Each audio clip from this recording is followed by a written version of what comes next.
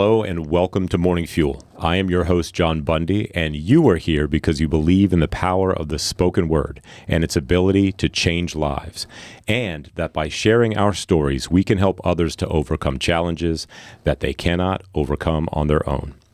Whether it's a victory you need to win in business or in your own personal life, you understand that the answers can be found in listening to others who are willing to share their stories, knowing that their story ultimately doesn't belong to them. All right. Today's guest had an opportunity to take over a Williamsburg business that they couldn't pass up. Their favorite thing about this operation is being able to create a unique experience for every customer while offering food and beverages to enjoy. Keeping organized helps them stay on task to be more productive, and working to be just a little bit better every day pushes them to reach their goals. Advice they offer others aspiring to succeed in business is timing is never perfect, but if you believe in yourself and are willing to put the work in and long hours, you can make any business a success. A favorite quote of theirs is one of my favorite quotes as well. The most dangerous man on earth is the man who has reckoned with his own death. All men die, few men ever really live. John Eldredge, and that's from Wild at Heart. Please help me in extending a warm Morning Fuel podcast welcome to the owners and operators of Axe Republic, Virginia's premier axe throwing lounge, Matthew and Lydia Hertzler. I didn't know that's what those questions were going to be used for. Yeah, I feel like I didn't do come good on. answers. No, you did great answers. It's And super fabulous. Also, my last name is Hertzler. His is Murnion. Okay, you heard that. You heard that right here. Yes, okay. Yeah, I should ask those questions. So anyways, wonderful. Great to have you guys here. Good to be here. Yeah, so my first experience was with Axe Republic pre you guys. Yeah. So it was like just before y'all took the place over, took the operation over. And it was, I would have to say, the most fun birthday experience that I've ever had. Nice. That's what we want to hear. It was super dope. Yeah. So, and we invited a group of guys that I've known for a long time, and some guys that I've known for a short time, and we just all got together, and I won. I mean, I threw the axe the best. I think it was the beard. It was me neck and neck with another guy with a really stellar beard too. But right. And I don't think he gave it up either. He was trying. he was trying. He was trying to beat me. So, but anyways, so wow, axe throwing lounge. Mm-hmm. Talk to me about that. I mean, how in the world did you get that opportunity? I interviewed for a job and at the Axe Throwing Lounge. At Axe Republic. I was a job as manager, and then the more we talked about me working there, the more she talked about how she was going to be putting it on the market, and if I was manager, that I would kind of sell with the business and move to the new owner and whatnot. And then I was like, well, how do you sell a business? What does that look like? What's the price point on that? And then I was like, right. Well, that's a doable number. And then a couple months later, we had all the paperwork done. Wow. We were founders as well at this point. So founders as in a what? lifetime member. Oh. Of Axe Republic. They had an early investment package where you could basically give an amount, and you would have lifetime throwing and exclusive events, discounts. How do you get one of those? I didn't know that existed. Does that exist anymore? It does. It's kind of like you got to know somebody, invitation Like, only who do I need thing. to know? Like the owners? Crap. Okay. Wow. That's cool. So as you're interviewing, this is all going on? Yeah. What did you think when she came home? Honey, I didn't get a job, but I bought a business. No, wait. You didn't sign like then, did you? No. She didn't sign nothing. But, Did she? Wait, hold on. Did she get really excited when you were actually interested? Did you let her know you were interested or what? Yeah, I mean, we had a serious conversation about, the interview turned into a serious conversation about me and Matthew buying the business. So, Unbeknownst to Matthew. Yeah. So tell us how that went down. I mean, I was a little shocked, and then I think I was, shocked at first, but then I was like, wait a minute, axe throwing. I was like, yeah, no, this is good. This is actually good. So I think it was a shock at first, but then excitement, because it was like, okay, yeah, I could see this. Like, that's that's right up our alley. Okay. Yeah, Sure. So it was good. I took it well, and I was like, It's, I mean, it's a bold move, but it's probably What- mostly shocking. Okay, what were you doing at the time? All right, she's looking for employment. Where were you working? Were you leaving someplace or what? Yes, so that's what I was Oh, going to see, say. these are my favorites. So Yep. Literally, like 2 weeks before I interviewed, I had just up and quit my job that I had no plans of quitting up until some things went down with somebody piss you off? that. Pretty much, yeah. Oh, So I had just left the job, and I was just basically looking for something to fill the time while I figured out what I was going to do next. okay. And then this came about, and I was like, well, this is what I'm going to do next. All right, Matthew, when she told you, where were you? Was it over the phone or did she say it Yeah, it face was to in face? person. Yeah, Okay. it was in person. Where do you work or what are you doing So at the time? I mean, I know where you work now. yeah, so I worked at the sawmill. I was still at the sawmill when this happened because actually 9 months prior to us taking it over, the sawmill started supplying Extra Public with the lumber. Okay. So, and that was, I've been at the sawmill for What a almost 2 years connection, now. man. Yeah. You see these connections Yeah, that just you happen. see- it happens and it's crazy. But yeah, so we were supplying lumber for them for like 9 months prior to her going in for an interview. Yeah. Air quotes interview. Yep, interview. And came home and was like, yeah, we talked more about me buying the business than we did working there. Because what happened was she was looking to sell and she saw an opportunity to hand it off to someone who was already invested because we were already lifetime members. So it was Right. really kind of like a cool, unique opportunity, like a door opened. Right. For sure. No doubt. No doubt. Okay. That changed your world, Yeah. right? I mean, you much. got to start thinking differently at that point. So how long from that conversation till you guys are like, you got the keys? Let's see, I interviewed, it was last October, and then we took it over April 11th. Yeah, because there was a period where she worked there and got some training and Right. mentoring on taking it over as an owner. Sure. So you did work there for a short time before that. Yeah, I started in so we tried December. to take it slow, but yeah, it was. Now is Axe Republic, is that a franchise? Nope. Or no, it's One and Nope. only. Well, Wow. I say one and only. There's the Axe Republic in Texas. Texas. But okay. we're not Well, affiliated. If you're going to be the Axe Republic, you have to be in Texas. There's no way. Do you guys think of like opening another? Yeah, we were actually Lounge or what? talking about Yeah. that on the way here. Yeah, You we were? Yeah. We would, hope to expand one day. Okay. If God allows it. Yeah, And, sure. If that turns into a franchise, that would be awesome. But Okay. we're thinking, just a couple locations to start. Yeah, sure. And we've got to kind of get our one location squared away. Yeah, we're definitely still figuring out what we're doing Sure. before we move on to a second Well, I mean, they location.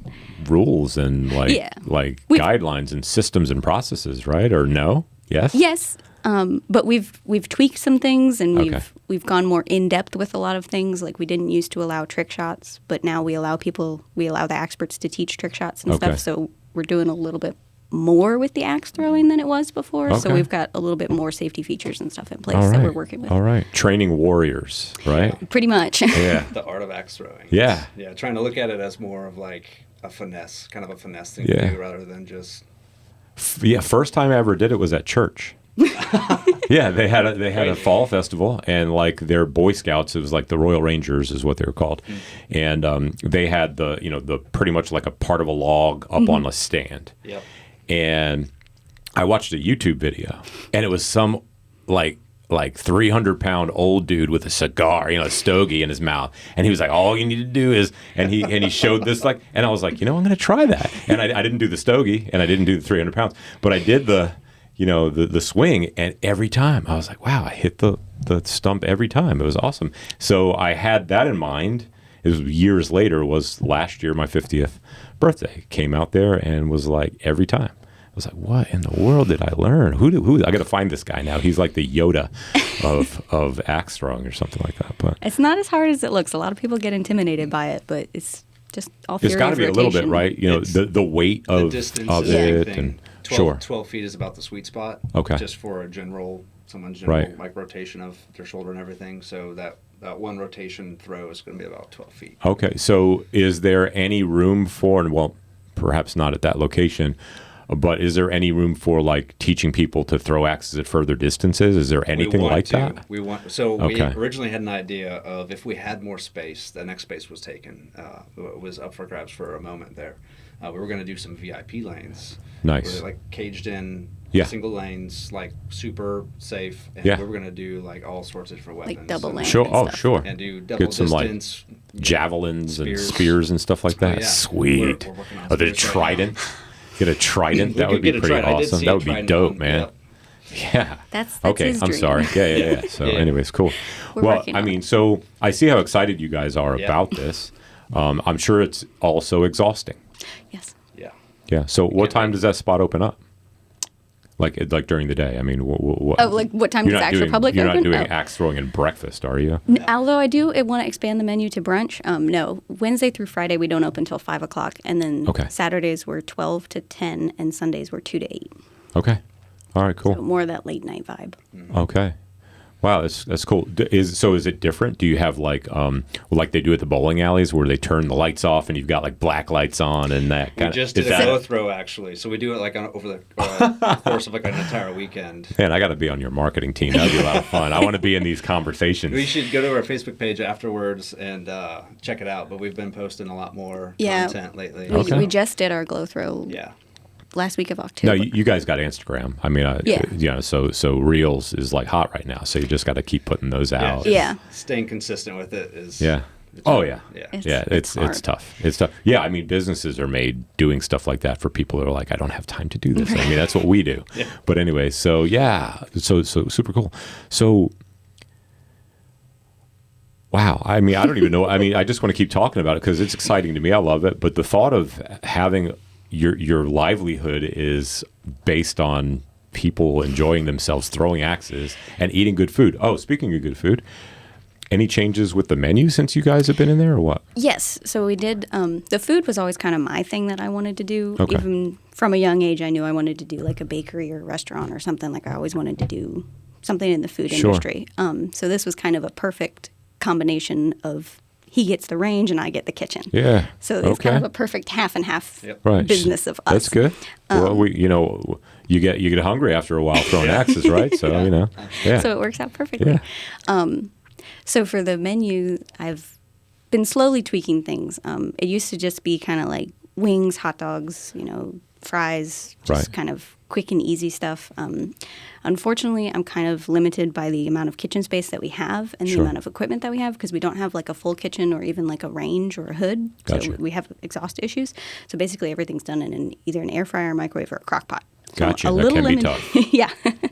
But I have expanded the menu. We've got a couple more options as far as like wing sauces. We've added some. We also added boneless wings. We still do the chicken and waffle bowls with, we actually make our own waffle cones in-house and then have the boneless wings and fries on top of them. And then I also added... wings is like my favorite food group. You can never go wrong with them. No. They're perfect for every occasion. But we've also added like chips and queso, and the empanadas were a big hit. We have a little cheese. Made. Yeah, we make all that in-house. Wow. Okay. So next spot's got to have a little bit expanded kitchen because you think of the things you could do. Exactly. Yeah, there's no way you could open a new spot and then be like, I can't do that. I want taps and a full kitchen. Nice. Very cool. Any partnerships or what would you call it, like strategic alliance with local brewing companies? You doing local beers or what are you doing? So we try and keep everything basically Virginia made. Cool. We have to have some domestics and stuff. So we try and keep everything local. We have a few oddball things that are just like really cool. We wanted to have them, but they're from like Colorado. But we're like, well, whatever, it's cool. Okay. So what do you got? What do you got now? You got cans, right? Is that what it is? Okay. Our beer menu is 8 pages long, so I cannot tell you what all we have right now. That might be different. Is that? Did you expand? Yeah, we did. We actually got a different fridge so we could have more variety. That's cool. And that is an upgrade that we made like right away. Yeah. Very cool. We're also on Untapped now, which is a very popular like beer app for like finding different breweries and stuff. Nice. And I'm sure I could look and see how many beers we have on that, but it's probably close to like 50 different cans. Cool. Well, I mean, we pretty much just about hit on everything. I mean, so except for, well, let's do some promo stuff. I mean, what you got anything special coming up for the holidays? What do you got going on? I'm not. You got a break? You got a break coming for the holidays? Hey, we're closed for like Christmas. No, we'll be closed on Thanksgiving, but we'll be open Black Friday and Small Business Saturday and before Thanksgiving. And then I think the only day we're going to be closed is Thanksgiving Day and Christmas Day, because we're going to be open for Christmas Eve so people can, come with their family that they want to get out of the house. Yeah, absolutely. And we're going to be open for New Year's Day because I find it weird to not be open. Sure. On New Year's Day. But I don't really have any events or anything planned especially yet. if New Year's Day you're opening at 5 p.m. I mean, you got plenty of time to, recover. Yeah, recover. Drink a lot of water. Yeah. I don't have any events planned right now, but I do have a lot of things in the works. I just haven't made a lot of things official yet. Okay. All right, cool. So, all right. So you already talked about kind of like the you want to expand. So do you kind of have like a, we'd like to have this many, locations, or where you want your locations to be? Do you know where your next location, where you're kind of like your dream location? Where would your dream location be? We talked about Charlottesville for a while, but that's kind of a little bit more of a hike. Sure. And we were thinking like about 3 hours. Yeah. So for one person, that's a lot. Yeah, sure. Yeah, definitely on the side of the water. Maybe close to home, but far enough away. Okay. Yeah. There's some spots available in Yorktown, probably. Right around the corner from me. Yeah. Right next to a new brewery that's opening up right over there. Brewery Yeah, Yorktown and Gloucester have been thrown around as good locations. Oh, Gloucester, definitely. I mean, everybody there already knows how to throw axes when they come out of the womb, so especially in Guinea. So, Yeah, awesome. So that's I guess, considered an up-and-coming area, so we were thinking about that probably. Cool. Awesome. Wow. So, before I ask my last question, how do folks reach out to you? What's your handle on social media and or website, stuff like that? And everything is Axe Republic.